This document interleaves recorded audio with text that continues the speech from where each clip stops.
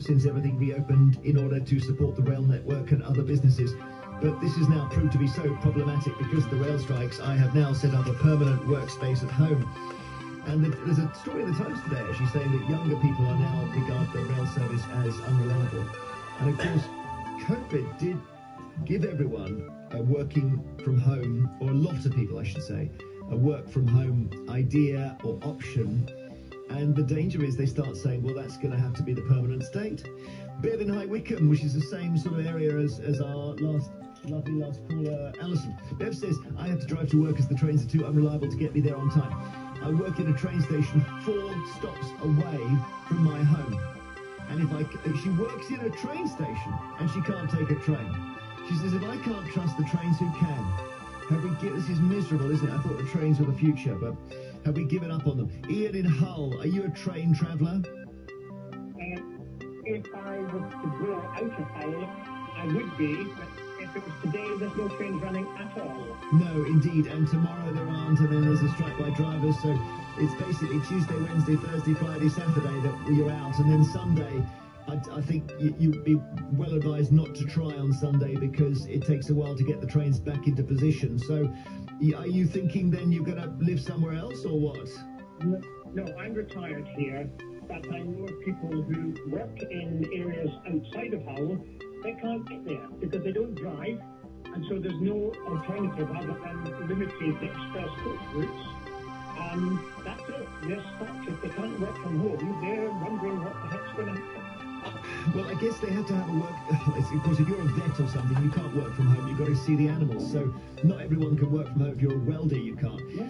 But people will have to go back to that if they can, to setting up, a network at home and joining the office from home again. I guess so. I have to say, I'm retired. You said that just now. You can't. I'm tired. If they don't drive, they can't get a coach. We're stuck. We're stuck in this city. How about yourself then? Are you planning a trip at some point? No, I'll work around when the trains do decide to run. Okay, well, maybe next week. Probably next week, yes. Where do you like to go to, Ian, if you're travelling out of home? Where do you like to go to if you're travelling outside home? I normally go across the Leeds, that sort of area, and then I can expand out from there because the service is run. But at the moment, it's impossible. Thank you, Ian. New song from Kaiser Chiefs, How to Dance. Reminds me to say that Anita Rani is in for Scott after 2. She can definitely dance.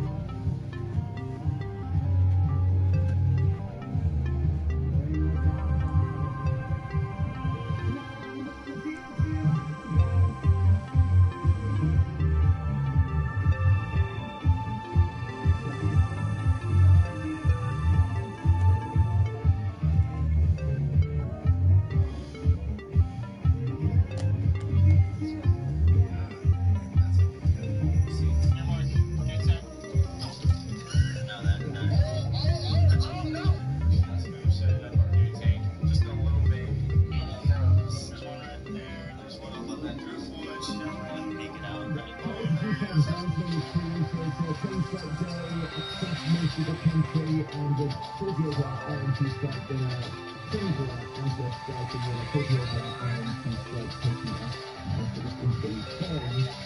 Have you changed your lifestyle, or maybe even thinking about changing your life because you can't commute anymore? Jocelyn in Halifax, hi Jocelyn. So you used to get the train to the airport, did you?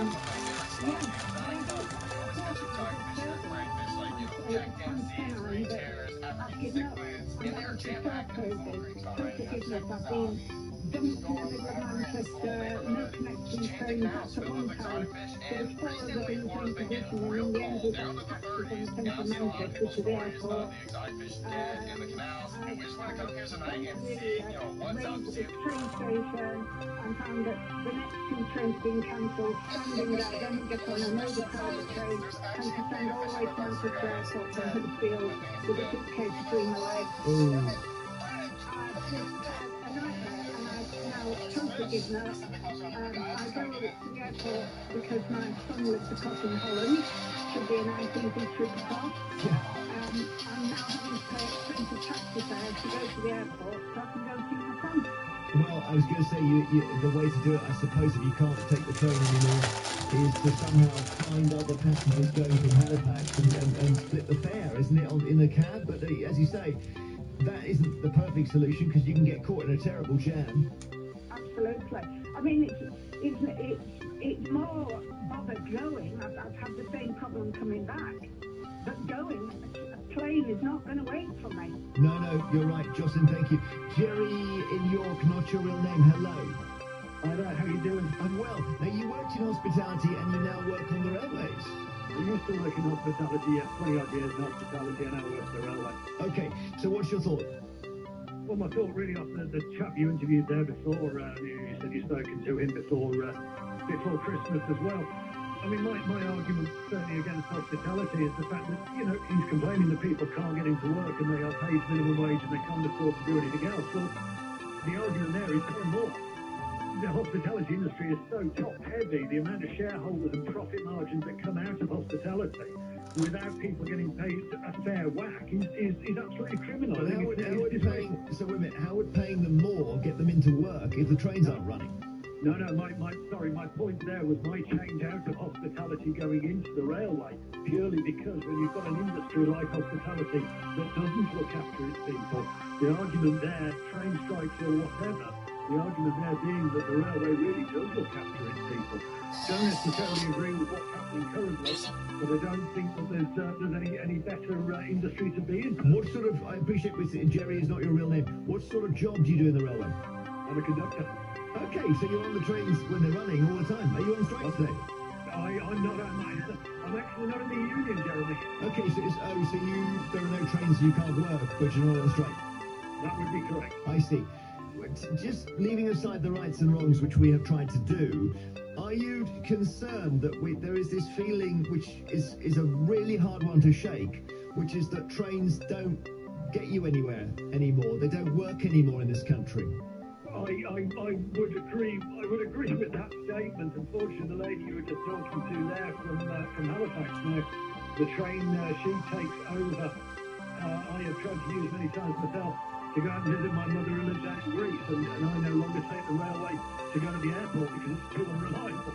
God, you work in the railway. And I work in the railway. And when they cancel a train on the day, which obviously if it's cancelled in advance you can kind of work around it, but you turn up at the station, they say, we're sorry, this service is cancelled. What's normally the reason? If they say staff shortage, for example, does that mean that the driver hasn't turned up, or what? It could be literally anything. There's 1,001 different ways. Part of the problem, the fundamental of the railway is, without going too far back in history, but part of the problem is that when it was one network, it worked as a network. Now that it's a lot of devolved organisations, they don't tie in correctly at all. Thank you. As it is, if that driver isn't coming in, it could be because somebody else's train is delayed. There's a million reasons. Jerry, the conductor, thank you so much. Take care. Have a good day. Cheers, bye-bye. John in Lancashire, very nice guy. John in Lancashire says, I think the rail staff aren't in a position to bargain when it's too expensive and inconvenient to use the trains. They get the full support of the public if they were on strike. to demand improvements and a wholesale reduction in ticket prices. He left one of the most successful boy bands of all time to go solo. This is the story of what happened next. 25 years since the release of his debut album, I sit down with Robbie Williams to reflect. Hello, Scott Mills. I'm Rich from my wildest dream. I'd like to explain that. Please do.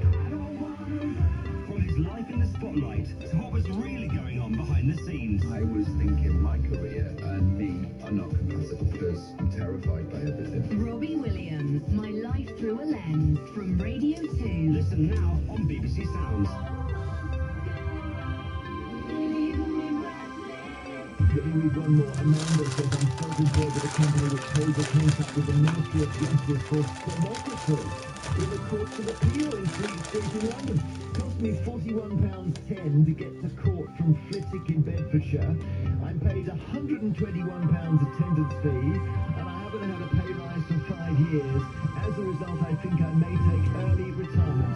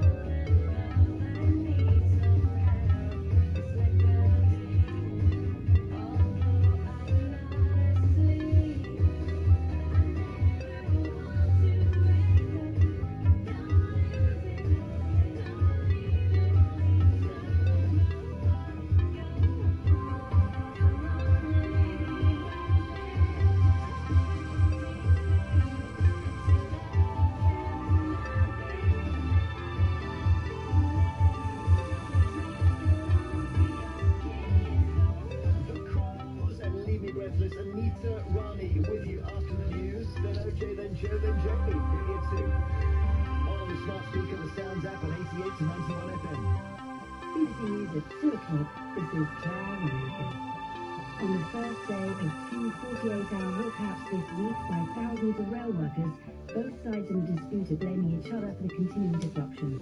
The Transport Secretary Mark Harper has said the government is doing everything possible to resolve the situation, but the RMT has again accused ministers of trying to block the progress. The Union's General Secretary Nick Lynch says they're not just fighting for a pay rise. They want us to accept the closure of all booking offices in Britain, the removal of guards from every single train on the British Rail network, and a whole raft of other terms and conditions changes. So it's not just a simple pay dispute, but we need to get agreements on all these issues: job security, conditions of work, and pay. And we need the government to facilitate that, to create a positive mood and some real change in what is being proposed to us. The trade body representing the hospitality industry says the rail strikes have cost the sector £2.5 billion since they began in June. Hospitality UK says the figure is £1 billion more than previously estimated. Mark Selby is the CEO of the Mexican restaurant chain Oaxaca.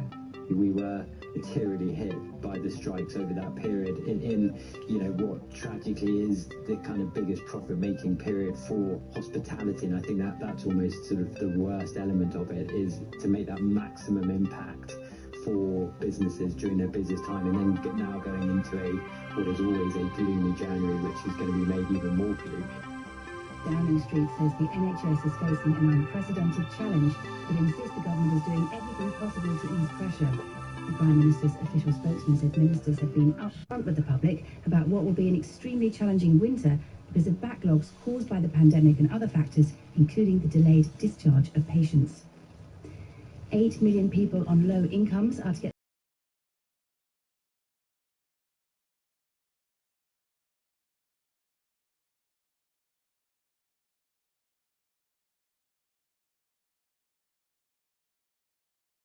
centre for adults with mental health and drug abuse issues. The 60-year-old victim was attacked last night. A 44-year-old man, who was also a resident of the centre in Hayes, has been arrested on suspicion of murder. The coffee.